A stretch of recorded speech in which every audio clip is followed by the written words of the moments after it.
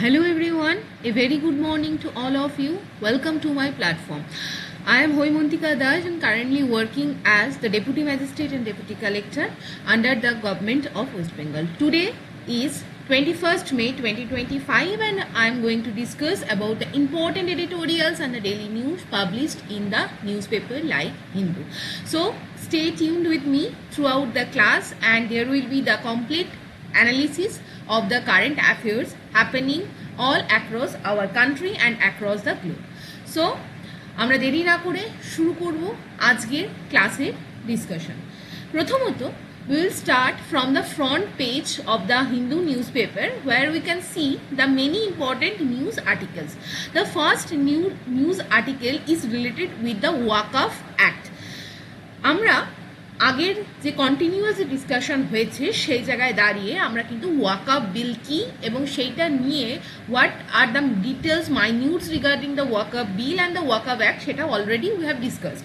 নাও সেই জায়গায় দাঁড়িয়ে গতকাল the honourable Supreme Court of ইন্ডিয়ার একটা বেঞ্চ তারা কিন্তু বলেছে যে পিটিশনাররা সেখানে যখন আর্গুমেন্টে গেছে regarding the legal validity or the constitutionality of the Waqf act, but সেখানে দাঁড়িয়ে কিন্তু বলা হয়েছে যে সুপ্রিম কোর্টের chief justice B R. Gavai sir তিনি কি বলেছেন, you have to make a strong case for interim relief. Actually পিটিশনার্সরা they were asking or the seeking the interim relief for the implementation of the Waqf act. ঠিক, অর্থাৎ সেই জায়গায় দাঁড়িয়ে যে ওয়াকফ অ্যাক্টটা ইমপ্লিমেন্ট হওয়ার কথা ছিল সেখানে কিন্তু একটা ইন্টারিম যে ব্রেক বা হল্ট করার আবেদন তারা রেখেছিলেন। সেই জায়গায় দাঁড়িয়ে কিন্তু সুপ্রিম কোর্ট বলেছেন যে এখানে কিন্তু অলরেডি কনস্টিটিউশনাল প্রিজাম্পশন আছে বা কনস্টিটিউশনাল ভ্যালিডিটি আছে because it is a parliamentary law এবং সেই জায়গায় দাঁড়িয়ে ইন্টারিম রিলিফ দেওয়া হয়নি। On the contrary Kapil Sibal was the advocate for on the side of the petitioners he said that এই ধরনের অ্যামেন্ডমেন্ট যেটা কিন্তু ডিরেক্টলি এনক্রোচ করছে মাইনরিটি রাইটসকে, স্পেসিফিক্যালি যে minority rights given under article 25 that is the fundamental rights that is related with the freedom of religion. সেই জায়গায় দাঁড়িয়ে Muslim community the largest religious community minority community in the our country তাদের কিন্তু বলা হচ্ছে it is such a bill that actually or such a act that actually creeps the entire population এবং এটা হচ্ছে ক্রিপিং একটা acquisition of the Waqf property বলে চিহ্নিত করা হচ্ছে। So this is the thing. Second important news is that diplomatic outreach visits begin today. So to actually set the entire global community about the Operation Sindoor, this is the first time 3 multi-party delegation is being sent to different parts of the country to narrate or brief about the Operation Sindoor. So Operation Sindoor je conducted হয়েছিল, now the Ministry of External Affairs they decided to send 3 delegation across different sections of the country different sections of the globe, যেখানে একটা delegation যাচ্ছে কোথায়, Indonesia, Korea, Japan, Malaysia and Singapore, like Asian যে different country আছে সেখানে। আর একটা team কোথায় যাচ্ছে সেটা হচ্ছে আমাদের যে মিডল ইস্ট আছে, ইউএই, ইউনাইটেড আরব এমিরেটস, কঙ্গো, এই জায়গায় যাচ্ছে এবং আর একটা যাচ্ছে কিন্তু রাশিয়া, স্পেন, গ্রিস, লাটভিয়া, এই যে জায়গাগুলোয় এখানে গিয়ে তারা কি করবে, they are suppose to deliver the narration or the minutes regarding the operation Sindoor. এবং সেই জায়গায় দাঁড়িয়ে India is trying to portray the image that how terrorism can be destructive for a country এবং সেখানে দাঁড়িয়ে terrorism from the side of the Pakistan সেটা ইন্ডিয়াকে কীভাবে বিপর্যস্ত করেছে ওভার দ্য ইয়ার, সেই ন্যারেশন বা সেই ব্রিফিং কিন্তু দেওয়া হবে। না, the third very important news is regarding the Indian climate and regarding the onset of the monsoon in this year. From the side of the Indian Meteorological Department, it is said that the southwest monsoon, it is the monsoon which is responsible for the massive rainfall or the primary source of rainfall in our country, and it may reach the Kerala later this week. So over 15 years, this is the first case or the earliest where the earliest onset of the monsoon is going to be taken place. তার মানে 15 বছরের মধ্যে এই প্রথম first time এত early monsoon onset হচ্ছে on the coast of Kerala. এবং আমাকে তোমরা কমেন্ট সেকশনে বলো, বা আমরা যদি একবার জাস্ট দেখে নিই, this is the Indian coast, this is the western coastal plain and this is the eastern coastal plain. এবং সাউথ আমরা যদি ওয়েস্ট মনসুন দেখি, that first hit the Kerala coast. Kerala কোস্টের আরেকটা নাম আমরা যদি দেখি, this is the Malabar coast. Here is the Konkan coast and this is the Kutch Peninsula, this is the Kathiawar Peninsula, and it combines from the plain of the Gujarat plain. Okay, and this is the eastern coastal. Now moving to the next article, কালকে যদি তোমরা কেউ editorial discussion দেখে থাকো, then you may remember the thing that Turkey and the Azerbaijan are the main two countries in the world that provided unconditional support to the Pakistan even amid the terrorist attack on the Pahalgam and the retaliatory action from the side of the India in the form of the Operation Sindhu. So as a protest by the farmers, Indian farmers specially located in the Himachal Pradesh, they started demanding the ban on the import of the apples from the Turkey. Turkey is such a country from where huge amount of apple specially imported in the country. সেই জায়গায় দাঁড়িয়ে আমরা দেখেছি যে Ankara political এবং যে military support দিয়েছে। Ankara কি? It is the capital of the Turkey that provided the military support and not only military support, they provided Pakistan with the political support.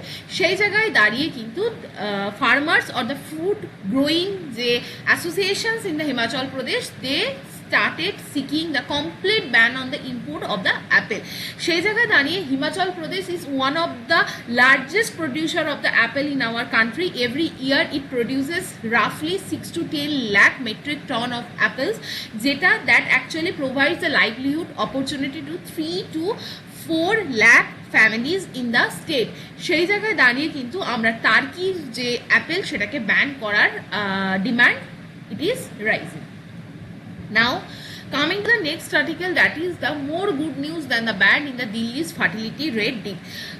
We have already discussed multiple times regarding the recent report published by the sample registration system or the Registrar General of India site that provided the insight into the total fertility rate in our country and also across the different states of our country.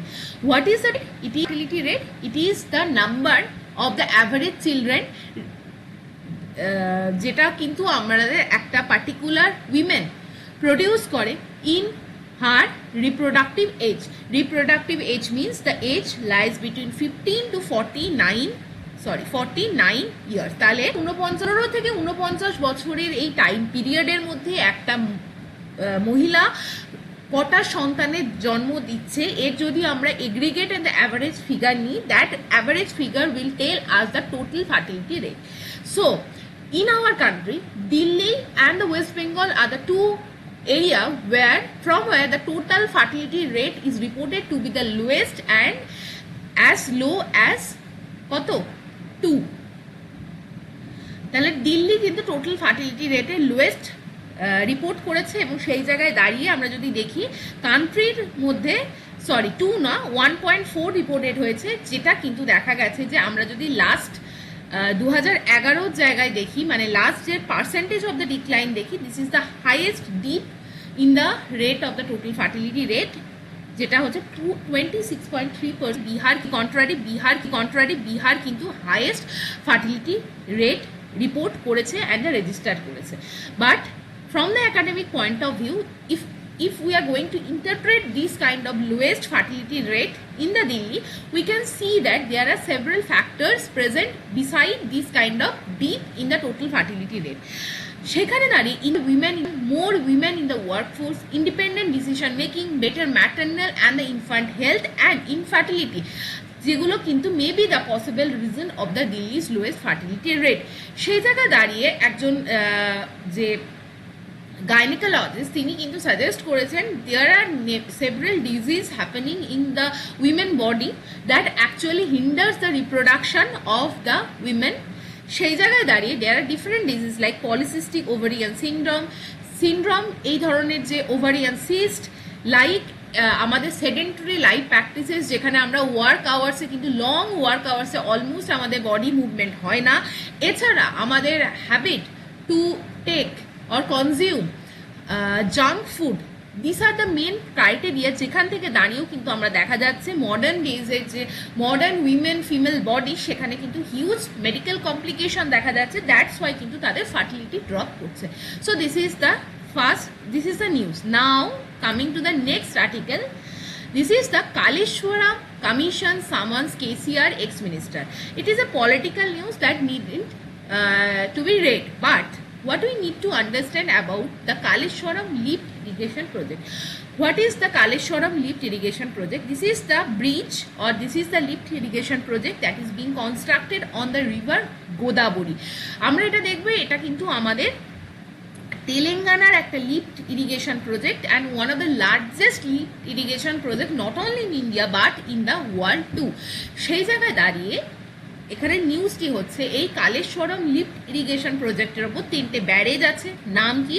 মেডিগাড্ডা barrage, আন্নারাম barrage and হচ্ছে সুন্ডিলা barrage, যেটার ওপর কিন্তু এই Kaleshwaram lift irrigation project দাঁড়িয়ে আছে। সেই জায়গায় কিন্তু কনস্ট্রাকশনের ওপর ইররেগুলারিটিস দেখা গেছে এবং সেটার ওপর কিন্তু মানে জাস্টিস পিনাকি চন্দ্র ঘোষ কিন্তু বলেছেন যে নোটিশ পাঠিয়েছেন former chief minister K Chandrashekar রাওকে রিগার্ডিং মানে যে টোটাল এনকোয়ারি হবে সেই কমিশনের রিপোর্ট সাবমিট করা by the end of the July. So this is the news, but we need to understand the actual geographical location of the Kaleshwaram lift irrigation project and the importance of the lift irrigation project. So here we need to draw some map. দেখো, এটা হচ্ছে আমাদের Godavari river, okay, this is the Godavari river. এবার তোমরা আমাকে comment সেকশনে জানাবে যে গোদাবরী রিভার কিন্তু কোথা থেকে অরিজিনেট হয়। গোদাবরী রিভার কোথা থেকে অরিজিনেট হয় সেটা আমি লিখেই দিচ্ছি। এটা কিন্তু ত্রিম্বক প্ল্যাটু, যেটা কিন্তু মহারাষ্ট্রে located. From that side Godavari originates. Godavari has main one tributary, that is the tributary of Pranhita. This is the Pranhita tributary. Pranhita is also formed by the convergence of 3 small rivers. One is Penganga, one is Wardha, and the third one and the last one is the Wenganga. When 3 rivers, Penganga, Wardha and the Wenganga merges, it forms the Pranhita river. And when Pranhita river flows and meets with the Godavari river, this is the place where it is the boundary between Telangana and Andhra Pradesh. At this junction, here is the location of the Kaleshwaram lift irrigation project. Hopefully you understand the entire thing. And in this lift irrigation project there are 3 barrages. And here is the news where it is said that there are supposed to this barrage is supposed to have some construction irregularities.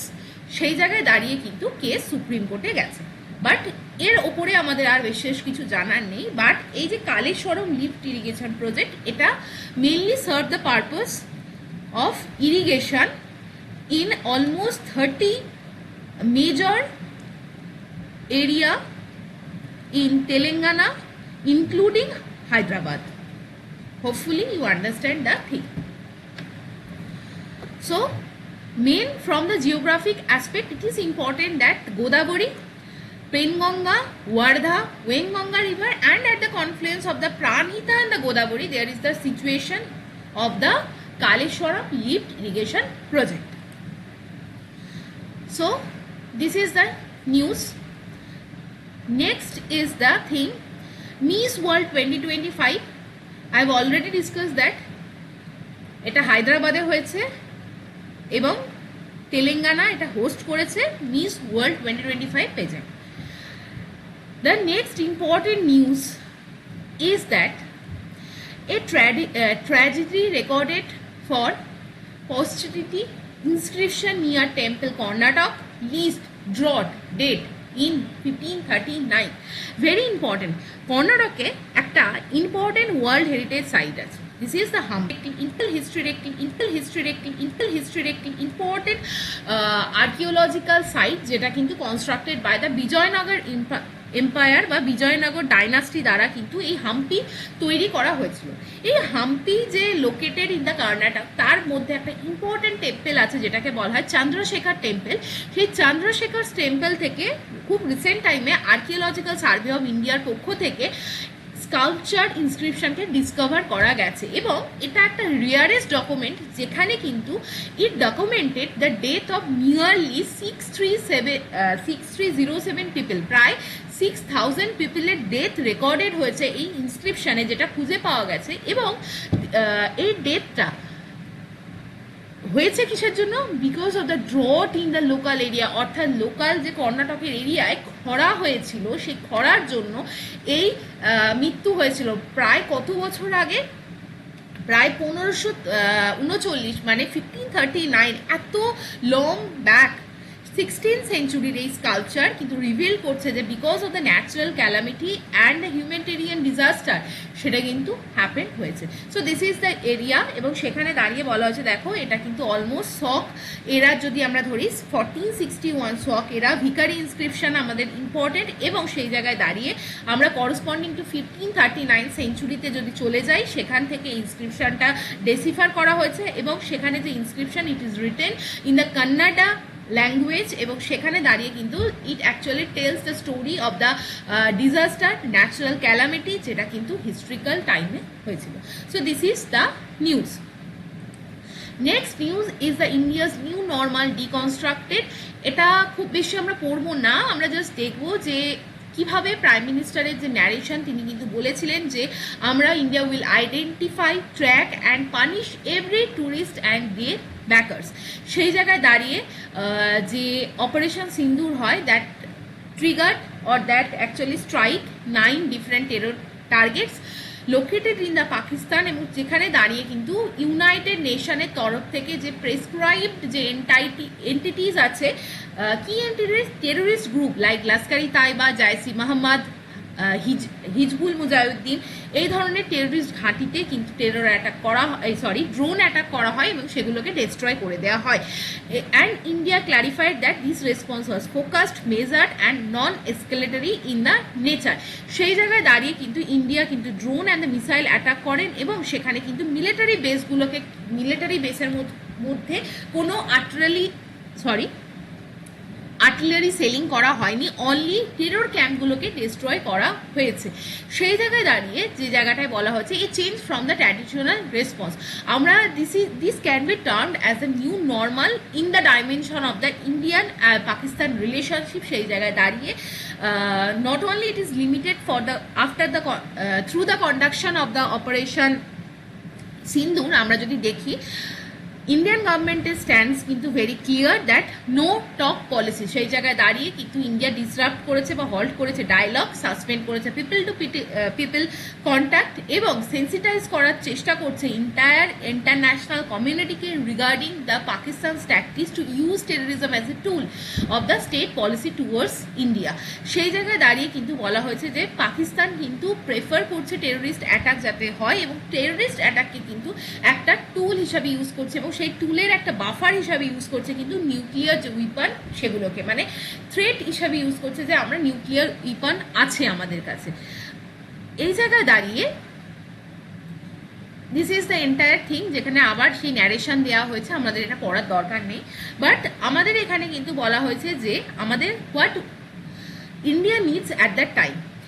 সেখানে দাঁড়িয়ে আমাদের আরও ক্যাপাবিলিটিকে enhance করতে হবে, precision weapon আমাদের লাগবে, আরও drones এবং আর্টিলারির কালেকশন বাড়াতে হবে to make the India empowered in the particular domain of the defence.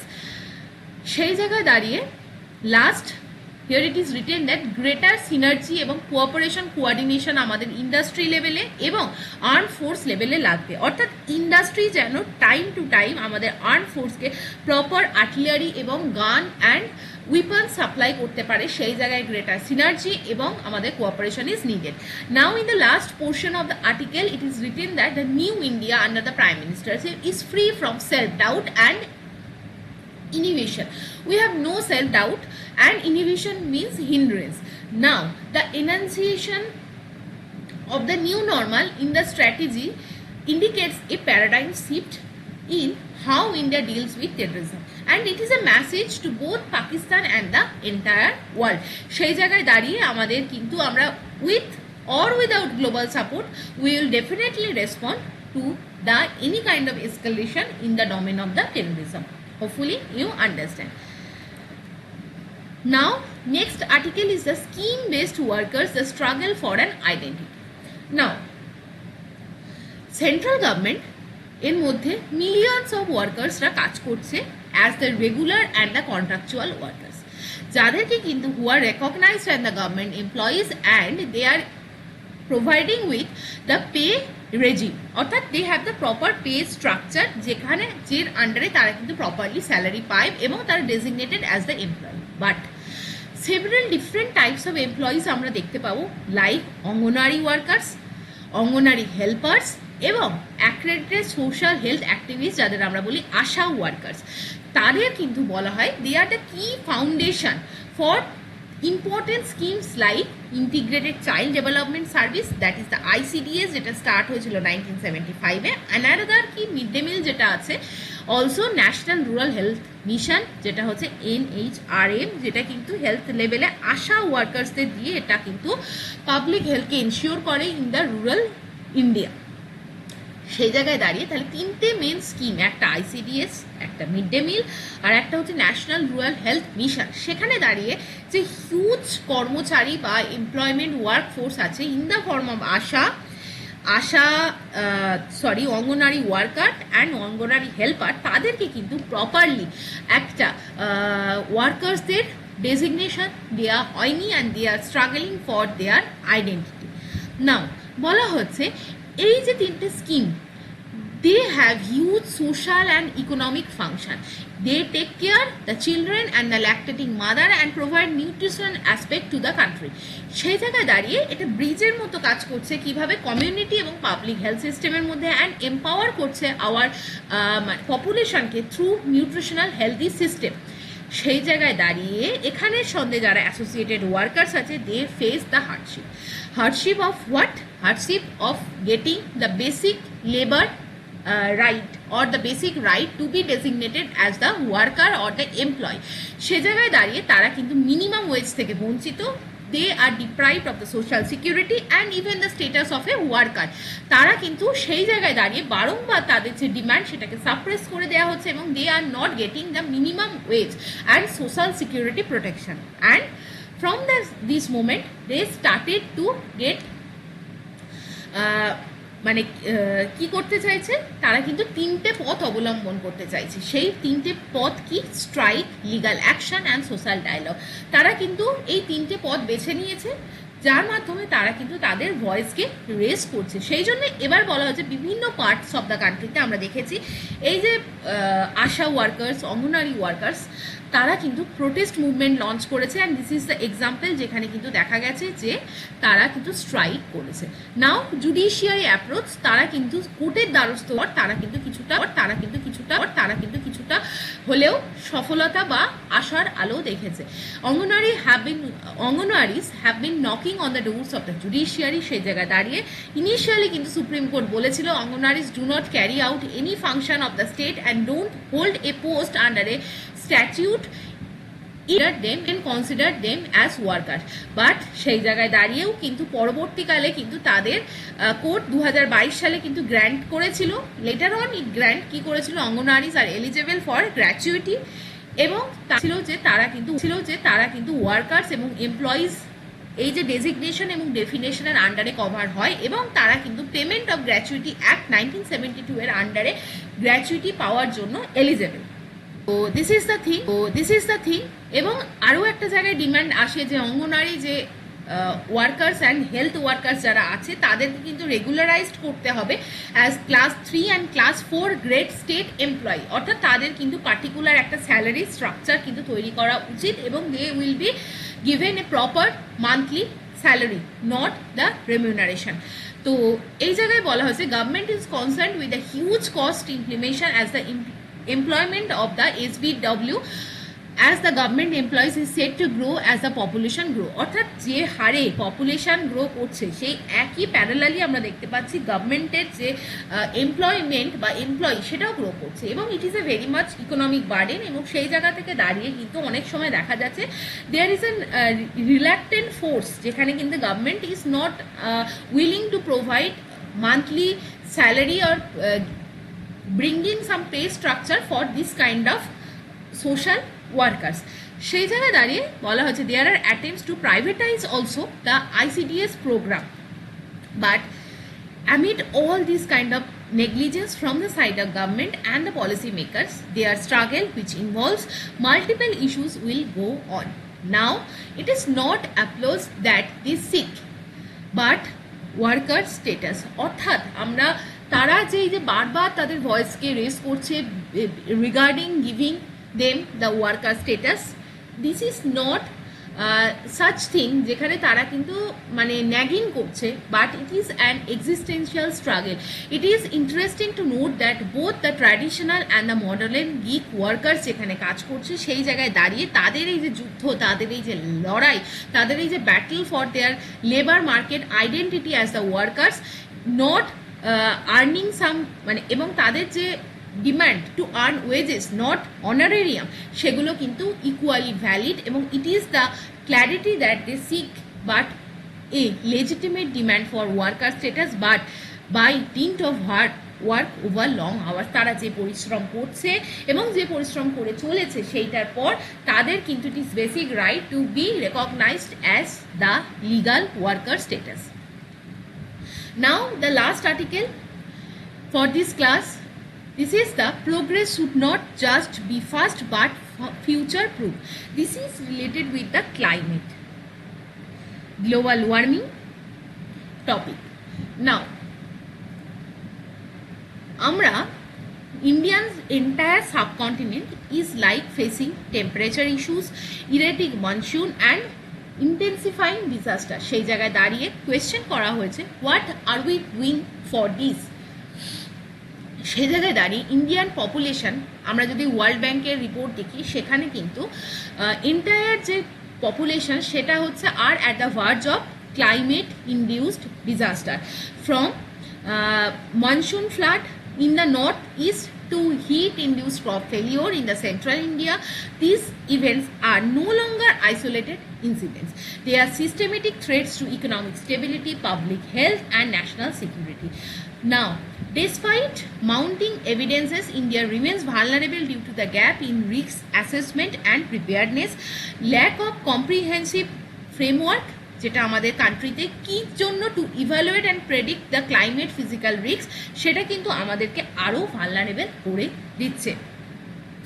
সেই জায়গায় দাঁড়িয়ে কিন্তু we are facing different incidents and frequent incidents of flood, heatwave, chronic disease এবং shifting monsoon pattern and prolong drought like situation in the continent.